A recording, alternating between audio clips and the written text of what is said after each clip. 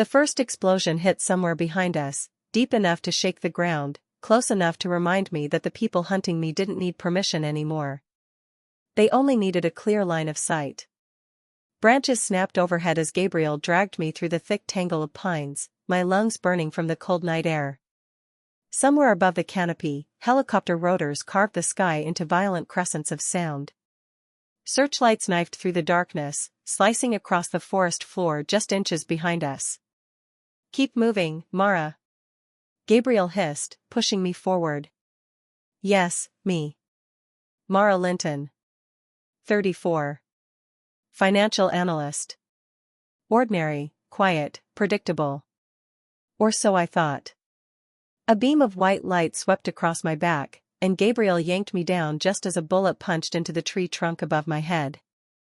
Bark rained onto my shoulders. My heart seized. They weren't trying to capture me anymore. They were trying to erase me. Why are they shooting now?" I gasped, crawling behind a fallen log. Gabriel didn't answer right away. His jaw clenched tight, eyes scanning the shadows. He looked nothing like the soft-spoken neighbor I once knew. Tonight he looked like a man forged from danger and secrets. "They know what you released," he finally said. His words hit harder than the gunfire. My throat tightened. My fingers shook around the cold dirt. I had pressed the button. I had exposed everything. And now the world had changed because of it.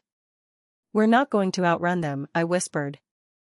"No," Gabriel said, tightening his grip on my wrist. "We're going to outlive them. Start moving." Another barrage of gunfire crackled through the trees. The helicopters shifted position. The forest pulsed with searchlights, sirens, and something colder, something I could feel in my blood. They were here for me. And somehow, my body knew it. I didn't feel fear. I felt awakening. Then, a loudspeaker boomed from above. "Mara Linton. Surrender yourself. You are classified as a national threat. Failure to comply will result in termination." My pulse stopped. They weren't even pretending anymore. Gabriel turned to me, breath fogging in the air. "This began long before today," he said. "Before your job. Before your father died. Before you ever knew my name." Another explosion rocked the forest. "And it started," he whispered, "the moment you ignored the life they planned for you." I swallowed hard. And then, in the roar of sirens and shattering branches, the memory of the morning flashed back, the moment everything began to unravel. The knock at my door. The warning I didn't understand. The day I should have died. 5 a.m. It was still dark outside when the pounding started, heavy, urgent, wrong. I jolted awake, the red digits glowing on my nightstand reading a time no one should be visiting anyone. I threw on a sweatshirt, heart already thundering.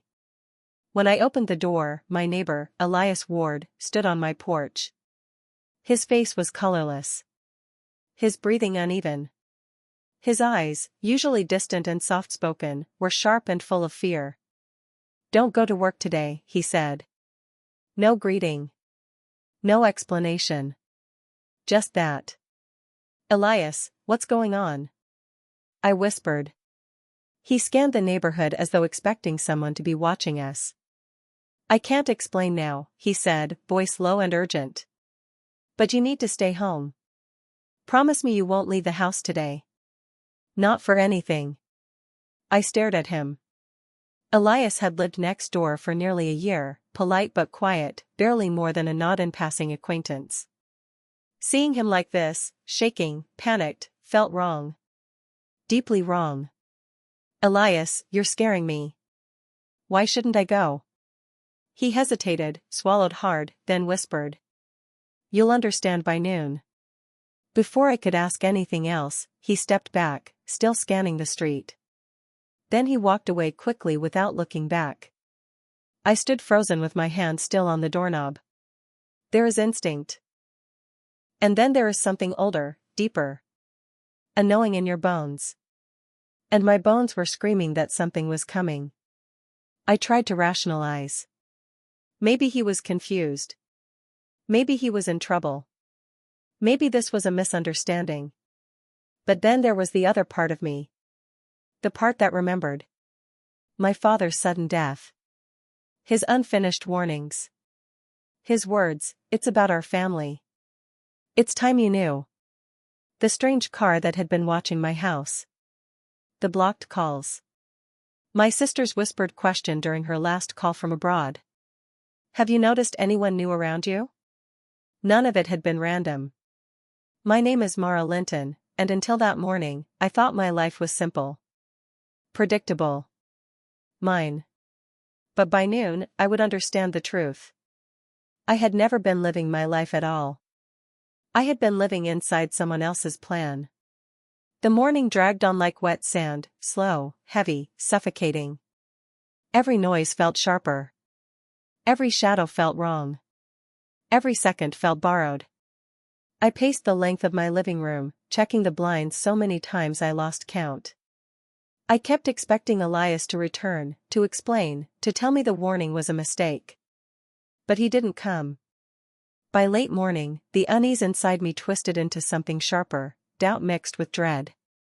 I almost convinced myself to go to work anyway. Almost. But I didn't. And at 11:41 a.m., my phone rang. An unknown number. For a moment, I thought it might be my manager. Maybe she was checking on me. Maybe her voice would settle my nerves. But the voice that answered wasn't hers. "Ms. Linton? This is Captain Rowan with the County Police Division. Are you aware of the critical incident that occurred at your workplace this morning?" My stomach dropped. "What incident?" I asked.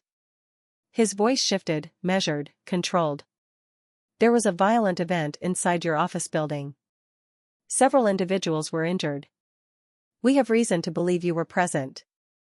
The room tilted. I gripped the edge of the kitchen table. "That's impossible," I said. "I haven't left my house today." Silence. Dangerous silence. Then. "We have camera footage of your car entering the underground garage at 7:58 a.m. Your access badge was used at the East Security checkpoint at exactly 8:03. My breath caught. Someone had used my identity. "Ms. Linton," he continued, his tone now clipped, "your coworkers reported seeing you on the third floor minutes before the incident." My pulse hammered in my throat. "That wasn't me," I whispered. "Someone must have, I don't know, cloned my badge, stolen my car." Another pause. "Can anyone verify that you were home this morning?" I looked around my empty living room. The wall seemed to lean in, listening. "No," I said softly. "I'm alone." The officer exhaled, faint but deliberate. "Ms. Linton, we need to locate you immediately for your safety, and for questioning." "For questioning?" I repeated. His next words sent a cold shiver through every inch of my body. "Personal belongings of yours were found near the site of the attack. Items that suggest you may have been involved." My mind went blank. They weren't just impersonating me. They were building a case around me. "Captain," I said, trying to steady my voice, "I told you, I wasn't there." "And we will determine the truth when we arrive," he said. "Units are en route to your residence now. Do not leave the premises." The call ended before I could say another word. I stood frozen. Was this a rescue? Or a retrieval? A knock sounded at my door. Sharp. Cold. Measured. Not frantic. Not friendly. Deliberate. My blood ran cold. I didn't move. Then. "Mara," a voice called. "It's Elias. Open the door." I moved toward it, but I didn't open it yet. "How did you know the police would call me?" I asked through the wood. A long pause. When he finally spoke, his voice was steady, too steady. "Because they're not coming for your safety." My skin crawled. "They're coming to place you under federal custody," he said. "You were never meant to wake up in your own bed this morning." My breath caught. What are you talking about? Someone staged the attack to eliminate everyone in that building, he said. And you were supposed to be there, not as a victim, but as the one they would blame. I felt the world tilt beneath me. And now, he added, voice dropping, they need you alive long enough to confess to something you didn't do. A wave of nausea overtook me. He wasn't lying. My instincts screamed it. My thoughts shot back to the strange car watching my house. The blocked calls. The emails asking if I'd be in office on Thursday. The feeling that someone had been in my home, quiet, calculated, unseen. This wasn't paranoia. This was preparation. Mara, he said softly, open the door. Now. Fear quilled in my chest. Fear, and something else. A memory of my father's warning. There are things about our family you're not ready for yet. Now I understood. I unlocked the door. Just an inch. Elias's eyes met mine, dark, intense, alert, scanning the street like predators were hiding in every shadow. Let me in, he whispered. And even though every instinct told me trust was dangerous, I opened the door fully. He stepped inside and shut it behind him without hesitation. They're almost here, he said. We have minutes, maybe seconds.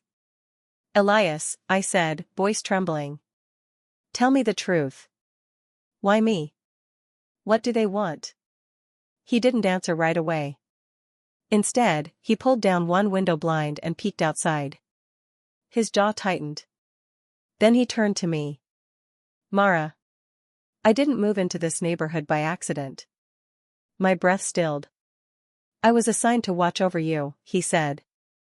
By your father. The world fell silent. My father. The man who died suddenly, whose warnings never made sense, whose secrets I ignored. My father was part of this. This can't be real, I whispered. Elias stepped closer, voice low, urgent. Your father didn't work in finance. That was a cover. He was part of a 17-year covert investigation. And you? He hesitated. You were the reason. Shock. Confusion. Something worse, recognition. My father? I repeated. What does that mean? Elias reached into his jacket and pulled out a small black envelope. He knew this day would come, he said. He left this for you. My fingers trembled as I opened it. Inside was a single note, written in my father's unmistakable handwriting. Mara. If you are reading this, then the danger I feared has begun. You are not in danger because of what you've done. You are in danger because of who you are. There is more to your identity than you know. Trust Elias as you once trusted me. Do not surrender. If they take you, you will disappear. Dad. My knees nearly buckled. My father knew. He had tried to warn me. And I never listened. Outside, the distant sound of sirens began to rise, closer now, closing in. Elias looked at me with urgency burning in his eyes. They're here, he said. And if we don't leave right now, you'll never get the chance to learn the truth your father died protecting. I swallowed hard, folding the note. And in that moment, something inside me hardened. I wasn't running out of fear. I was running toward answers. Tell me, I whispered. Where are we going? Elias didn't hesitate. To the place where your real life begins. Thriller tone deepens. Elias didn't wait for my fear to catch up. He grabbed my wrist, pulled me toward the back door, and whispered, stay low. Don't speak unless I tell you to. And whatever you do, don't look back. But I did. Just once. Through the narrow slit of the blinds, I saw them. 3 unmarked black vehicles turning onto my street in synchronized silence, no lights, no sirens now. They didn't need theatrics. They came with certainty. Predators approaching something they already considered captured. My home, my safe place, was no longer mine. Elias shoved open the back door, and cold morning air hit my face like a slap. He led me through the side yard, weaving between fences and hedges with practiced efficiency. We reached his SUV parked 2 houses down, hidden beneath the shadow of an overgrown oak tree. "How did you know this would happen today?" I demanded as he pushed me into the passenger seat. "Because your father knew," he said. "And he told me what to watch for." He sprinted around the hood, slid into the driver's seat, and didn't even fully shut the door before accelerating. We peeled away from the curb just as the first set of boots thundered up my front steps. Elias didn't speak for several miles. His jaw was tight, eyes flicking between the road and the mirrors. Only when we merged onto a quiet industrial highway did he finally say, "There's something you need to see before we go to your father's vault." He reached into the center console, pulled out a black encrypted tablet, and placed it in my hands. A file was already open. My name sat at the top in bold letters. Linton, Mara, Subject 6A. Project Origin, Genomic Asset. My heart stuttered. "What is this?" I whispered. "The truth," he said. I scrolled. The further I read, the colder I became. Blood anomalies present from infancy. Immunological patterns not consistent with general population. High cellular regeneration observed. Subject approved for Phase 2 tracking. Recommend containment by age 34. I stopped breathing. I wasn't reading about a criminal. I wasn't reading about a patient. I was reading about something studied. Something monitored. Something owned. Me. "This is a joke," I said, my voice thin. "This can't be real." "Mara," Elias murmured, "this file is the reason your father died." My hands shook harder. "Tell me everything," I said. "Now. No more riddles." He inhaled deeply. 22 years ago, your father uncovered a government-backed genetics program, Project Origin. It wasn't designed to cure disease or improve medicine. It was built to create a new class of human beings. I stared at him. "Enhanced?" I whispered. "Not enhanced," he corrected. "Pre-adapted." He explained. Decades ago, a coalition of intelligence and biomedical agencies predicted an era of biological warfare, viruses engineered, chemicals weaponized, threats invisible. They wanted humans who could survive environments others could not. But they didn't succeed, he said. Not naturally. Not ethically. Not safely. He glanced at me. "Until you were born." My chest tightened. "What do you mean, until me?" Elias's voice softened, but the weight of it pressed down like gravity. "Your mother had something unique in her genome. A dormant sequence they'd never seen. It awakened in you. Your father discovered that your body could regenerate at a speed far beyond normal. Your immune system fought off pathogens that should have made you critically ill. They didn't create you, Mara." I swallowed. "They found me." He nodded. "And they wanted to claim you." A dull hum filled my ears. "So everything strange in my medical records was them," he said. "Your father didn't authorize half of the testing done on you as a child. He found samples of your blood in a database he wasn't meant to access."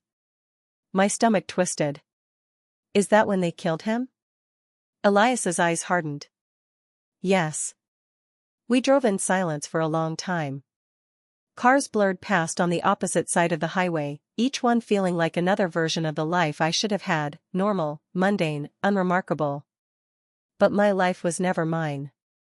My identity was assembled, positioned, analyzed. Everything I believed about myself, ordinary woman, ordinary job, ordinary losses, was just camouflage. But why frame me? I finally asked. Why stage an attack and pin it on me? Elias accelerated, his voice dropping. Because they no longer want you quietly detained in a lab. They want you publicly discredited, morally destroyed. If the world believes you're dangerous, if they think you committed an act of violence, no one will question what happens to you afterward. I felt sick. They want to erase your legitimacy, he continued. Your father gathered evidence, names, accounts, entire ledgers of the Origin Initiative. If they discredit you, they can bury everything he exposed. No whistleblower, no witness, no bloodline. Bloodline. The word scraped across my thoughts like metal. What else is in that file? I asked. Elias didn't answer. He didn't have to. Because at that moment, the tablet flickered. And a red-coded notice flashed across the screen. Phase 3 alert. Subject 6A activation required. Status, imminent retrieval. My breath hitched. Activation? I whispered. What does that mean? Elias tightened his grip on the steering wheel. It means they're done waiting. Before I could process that, the SUV lurched violently as a black sedan slammed into us from behind. I screamed as Elias wrestled the vehicle back into control. Incoming, he muttered. Hold on, Mara, the real chase starts now. Black vehicles boxed us in from both sides. And in the moment before everything exploded into motion, one thought pierced through the chaos. I wasn't being hunted for what I'd done. I was being hunted for what I was. The SUV fishtailed across the asphalt as Elias jerked the wheel, barely avoiding the second black sedan cutting us off. My shoulder slammed into the door, pain blooming down my arm. They're trying to trap us. I shouted. They're trying to retrieve you, he corrected. Alive if possible. Dead if necessary. Another impact, this time from the passenger side. Glass cracked in a spiderweb pattern next to my face. Elias. I know, Mara. Hold on. He slammed the brakes. Hard. The sedan behind us wasn't expecting it. It rammed into our bumper, jolting us forward just enough for Elias to swerve into an emergency lane and shoot down a narrow maintenance road flanked by forest. Branches scraped the sides like skeletal fingers. Behind us, tires screeched. They'll be back on us in seconds, Elias said, accelerating. And then what? I demanded. We can't run forever. No, he said. But we only need to run long enough. For what? He didn't answer. Not until we burst into a clearing. Before us lay a forgotten concrete structure built into the hillside, a bunker disguised as a piece of Cold War debris. Moss, vines, and soil nearly swallowed it whole. It looked abandoned. But Elias drove toward it with absolute certainty. Where are we? I whispered. The last place your father felt safe. A chill spidered down my spine. And the only place they can't access without you. The bunker door was hidden behind a slab of rusted metal, camouflaged by overgrown brush. Elias leapt out, shoved aside tangled branches, and pressed his palm to a corroded panel. A low mechanical groan vibrated beneath the ground. A seam of silver light split the metal wall. Mara, now, he shouted. I scrambled out of the SUV and sprinted with him into the narrow entrance tunnel. The moment we crossed the threshold, the metal door sealed behind us with a thunderous, echoing clack. Darkness swallowed us. Then soft lights flickered awake along the tunnel walls, illuminating steel corridors that looked nothing like anything my father, a quiet, kind man who wore scuffed loafers and made terrible coffee, should have ever been near. But he had been. This place smelled like him. Paper, old leather, cedar, and something faintly chemical. Elias motioned me forward. Stay close. Everything in here was built for you. Built for me. That thought alone made my skin crawl. We walked deeper until we reached a massive circular vault door embedded with a crest I had seen only once before, etched on my father's old fountain pen. A stylized tree with roots woven into geometric shapes. The Linton crest. My father once told me it symbolized strength. He never told me it was a genetic signature. Elias turned to me. Your DNA opens this vault. What? How do you? Because your father told me. He said only his bloodline could unlock what's inside. Bloodline. The word pulsed in my mind. I pressed my palm against the cool metal panel beside the door. A band of blue light scanned across my hand. The sensor beeped. For a moment, nothing happened. Then, the vault side open. Cold air poured out, carrying a scent so old and familiar my eyes stung. Inside, a circular chamber bathed in soft white light awaited us. Shelves curved along the walls, lined with matte black boxes labeled in cipher codes. At the center stood a glass pedestal. On that pedestal lay a single leather-bound journal. My father's handwriting was carved into the cover. My legs nearly buckled. I approached it as if it might dissolve if I moved too quickly. Hands trembling, I lifted the glass casing and opened the journal. He had bookmarked a page for me. A letter. Written in the uneven slant he always used when he was nervous. My daughter. If you are reading this, the lies have finally reached you. You were never a mistake. You were never property. You are proof, living proof, that human immunity can evolve without manipulation. They did not create you. You were born with what they spent decades trying to manufacture. You are the future they fear. My throat tightened. He continued. This vault contains every name, ledger, and document tied to Project Origin. If they control you, they control the narrative. If you survive, the truth survives. Do not surrender. Do not trust anyone who comes for you. Your bloodline is not what they told you. It is older. Stronger. Dangerous only to those who seek to own it. I wiped a tear from the page. Elias watched me quietly, his expression unreadable. There's one more thing, he said, pointing toward a terminal at the far end of the chamber. A control panel glowed beneath a glass shield. 2 buttons pulsed with faint light. One blue. One red. I walked toward it slowly. What is this? I asked. Your father's final contingency plan, Elias said. One button signals compliance. It hands control of your identity, and your body, back to the Origin Council. My stomach twisted violently. And the other? Elias's voice softened. The red one releases everything. Every file, every secret, every lie. To the public. To the world. My breath caught. If you press blue, he continued, you may live. But you'll spend the rest of your life under their control. If you press red, they'll hunt me, I finished. No, Elias corrected. They'll hunt what you represent. I stared at the buttons. My fingers hovered over the glass. Blue meant safety. Red meant war. But for the first time in my life, I wasn't afraid of who I was. I pressed the red button. The chamber vibrated. A low hum filled the air. Screens all around the vault lit with streaming data. My father had built a doomsday machine for truth. And I had just detonated it. Elias exhaled shakily. It's done, he murmured. You just changed everything. But before I could reply, alarms blared.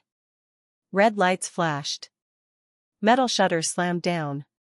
The ground trembled beneath us. They found us, Elias said. Mara, run.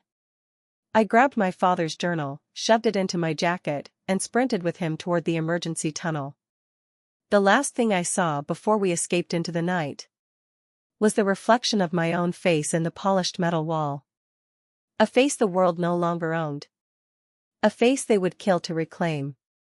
The emergency tunnel sloped upward in a tight spiral, our footsteps pounding against steel as the bunker alarms wailed through the chamber behind us. The sound grew sharper, closer, proof that whoever they were, they had breached a facility my father once called untouchable. Nothing was untouchable now. Elias shoved open a rusted service hatch, and a gust of freezing night wind punched into my lungs. The forest stretched around us in all directions, dark, jagged, alive with danger. In the distance, I could hear the thunder of helicopters slicing through the sky. Elias grabbed my hand. We have to reach the ridge. Go. We sprinted through brush and uneven terrain, branches tearing at my clothes. The moon slipped in and out of thick clouds as if undecided whether it wanted to witness what was happening. Every breath felt like razor blades scraping my ribs. Behind us, the metal bunker door groaned open. Then they flooded out. Men in black tactical suits. Night vision visors. Weapons designed for retrieval, not arrest. They moved like shadows, silent, synchronized, relentless. They didn't yell commands. They didn't warn us to stop. They opened fire. The first volley cracked through the trees like thunder, bullets punching into bark inches from my head. I ducked instinctively, rolling behind a fallen log while Elias returned fire from his pistol, small, too small, compared to the arsenal closing in. We can't outrun them. I gasped. We aren't trying to, Elias replied, breathing hard. We're trying to outlast them. He grabbed a small metal device from his belt and slammed it onto a rock. A concussive shockwave burst outward, a sound grenade. The forest trembled. Our pursuers staggered, disoriented. Move! Elias yelled. We dashed uphill. For a moment, the gunfire faded. But the silence that followed was worse. Because silence meant they were adjusting their strategy. And they never adjusted to lose. We reached the ridge just as a searchlight swept across the trees below. Elias pulled me into the hollow of an ancient cedar, his arm braced over my shoulder as the helicopter hovered overhead. Its loudspeaker crackled. Mara Linton. You are classified under Recovery Directive Theta. Comply immediately. Blood roared in my ears. Theta. The word hummed with recognition, like something buried in my bones awakening. What does Theta mean? I whispered. Elias didn't meet my eyes. It means, they won't stop, he said. Not until you're in their custody. Alive or otherwise. The helicopter searchlight passed just above us, then swung away. Elias pulled out his radio, but before he could speak, a second voice came through, one that made my entire chest constrict. Mara, if you can hear this. I need you to listen. My heart seized. I knew that voice. Even distorted through static, I knew it. Sophia? I whispered. My sister. My sister who worked overseas. My sister who had asked if I'd noticed anyone new around me. My sister who had always seemed to know more than she ever said. Elias's eyes widened. He hadn't expected this either. The transmission crackled. Mara, the Origin Council reached out to me. They told me you triggered a global leak. They say you're compromised. Dangerous. No, I breathed. No, she can't believe them. But her tone changed, darkening. I didn't believe them, until I saw the footage. My stomach dropped. What footage? Elias demanded, snatching the radio. Sophia's voice sharpened. The footage of Mara inside the office building before the attack. The footage of her planting the explosive device. My blood went cold. They had created a version of me that never existed. Sophia, that wasn't me, I whispered. You know me. You know. But she kept talking. They gave me an ultimatum, Mara. Bring you in, or they'll classify me as compromised too. Elias cursed under his breath. I felt like my ribs were collapsing inward. Sophia, I said, voice shaking, please, don't do this. The radio crackled again. I'm not doing anything, she said. I'm warning you. Silence. Then. The council has sent someone else after you. Someone who knows how you think. Someone who won't hesitate. I already knew the name. My throat constricted. Mom. Sophia's exhale trembled through the speaker. She was never a schoolteacher, Mara. You must have known that somewhere inside you. You must have felt it. She was part of Project Origin long before you were born. Before any of us were born. The world lurched beneath me. My mother. my gentle, book-loving mother. The woman who raised us with soft hands and quiet strength. Was part of the program that created the nightmare I was living. No, I whispered. She wouldn't. But my voice faltered. Not because I didn't believe it. But because a tiny part of me always suspected the truth. When Sophia spoke again, her voice cracked. She was assigned to protect you, until you reached the age they needed you. But when Dad rebelled, she stayed loyal to them. My heart split open. She volunteered to bring you in, Mara. I couldn't breathe. Elias placed a hand on my shoulder. Not to pull me forward, but to steady me where I stood. The radio crackled one last time. Run, Mara. I can't help you. I can't stop her. I can only warn you. Static swallowed the rest. The forest suddenly felt too small. Too quiet. I swallowed hard, the truth digging its claws into my ribs. They're not just hunting me, I whispered. They're using my own family to do it. Elias nodded grimly. And that's why we have to keep moving. There's one last place your father told me to take you. A safe house that holds the rest of the truth he uncovered. I wiped at my eyes, breath shaking. Will the truth stop them? Elias answered without hesitation. No. But it will expose them. And once the world sees what they've done, what they plan to do, Project Origin collapses. The wind rustled through the trees like a whisper. Like my father's voice threading through the leaves. We descended the ridge, careful, quiet, faster than fear could keep up. Behind us, the sky lit with search beams. Ahead of us, the forest thickened. My chest throbbed with something sharp and new. Not terror. Resolve. Elias glanced at me, almost as if sensing the shift. You okay? He asked. No, I said, wiping dirt from my cheek. But I'm ready. For what? I looked back once more, watching the world that had tried to own me burn itself down searching for me. For the day, I whispered. That I stop being who they wanted. And start becoming who I was meant to be. We ran. Not away. But toward whatever waited next. And I didn't know what the world would look like when this was over. I only knew one thing. My story wasn't the ending they planned. It was the beginning they feared. Please click the subscribe button, like, share and comment. This will encourage me to make more interesting stories. Also let's know where you are watching from. Thank you and see you in the next story.